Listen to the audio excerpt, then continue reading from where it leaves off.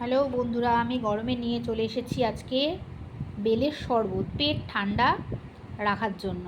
দেখুন এর জন্য কি কি লাগবে উপকরণ। তার জন্য লাগছে বেল, আর লাগছে চিনি, আর লাগছে বিট নুন, আর লাগছে লেবু পাতা, তার সঙ্গে একটা জলজিরা। ঠিক আছে, এবার এগুলোকে আমি একে একে মিশিয়ে নেব। জন্য আমি জলটা দিয়ে দিলাম প্রথমে বেলে।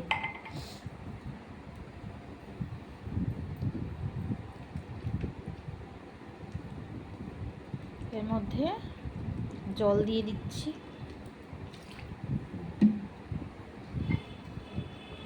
এরপরে আমি একে একে উপকরণগুলোকে মিশিয়ে নেব।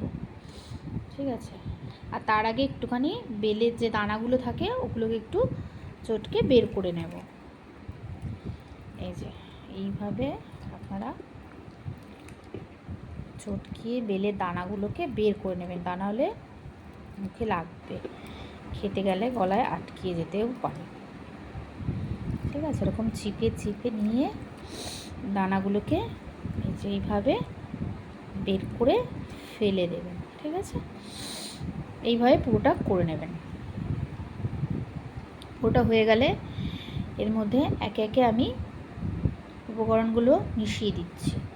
এর মধ্যে দিয়ে দিলাম আমি স্বাদ মতো চিনি, স্বাদ মতন বিট লবণ, আর দিয়ে দিচ্ছি এর মধ্যে এক প্যাকেট জলজিরা, আর দিয়ে দেবো কিছু লেবু পাতা। ঠিক আছে, লেবু পাতা দিলে সেন্টটা ভালো আসে, এটা আমাদের গাছের লেবু পাতা। উপকরণগুলোকে ভালো করে একটু মিশিয়ে নিচ্ছি।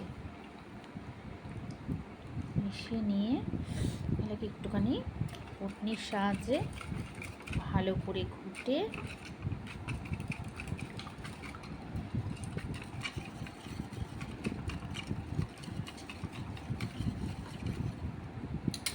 নিতে হবে।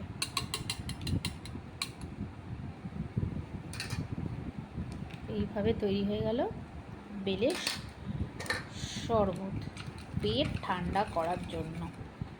এই গরমে খুব উপকার।